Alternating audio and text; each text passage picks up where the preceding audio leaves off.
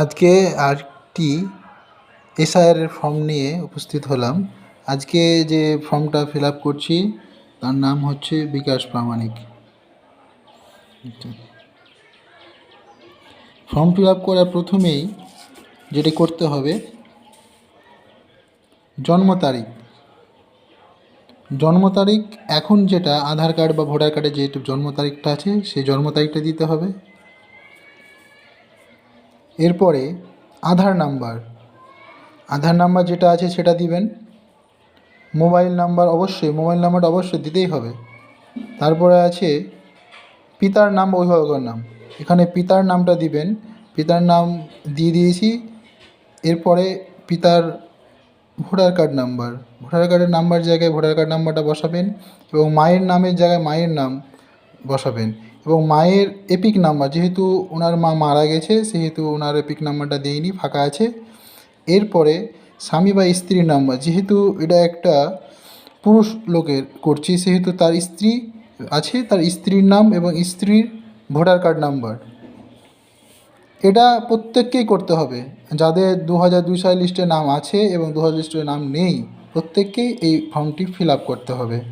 এরপরে যেহেতু ইনার নাম 2002 সালে ভোটার লিস্টে নেই, সেহেতু ওনার আত্মীয় বা বাবা মা, দাদু দিদি, এদের মধ্যে যে কোনো একজনে করতে হবে। সেহেতু এই কলামটি পূর্ণ করতে হবে। যেমন ওনার বাবার নাম যেটা 2002 সালের লিস্টে আছে সেইটা লিখতে হবে এবং ওনার এপিক নাম্বার যেটা 2002 সালের লিস্টে আছে এবং ইনার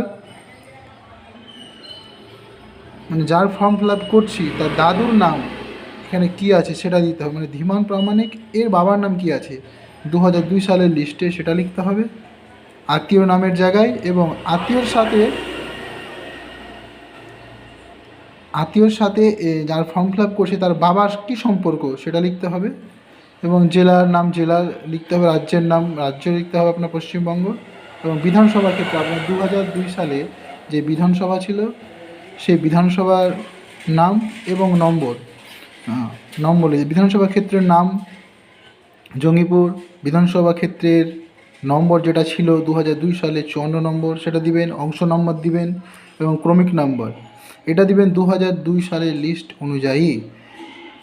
আপনার বেশিরভাগই অনেক সময় প্রশ্ন করেছে আত্মীয়র নামের জায়গায়, আত্মীয়র নাম যেহেতু এনার নাম 2002 সালের লিস্টে নেই, এনার বাবার আছে সেহেতু বাবার নামটা লিখেছি এবং বাবার নাম যেটা সেটা লিখেছি।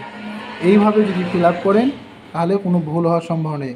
অনেক বিএলওদের কাছ থেকে তথ্য নেওয়ার পর এই ফর্মটা ফিল আপ করেছি এবং সাম্প্রতিক একটি ছবি, এখনকার বর্তমানে যে ছবি আছে সেই ছবিটি তুলবেন এবং এখানে সাটিয়ে দেবেন।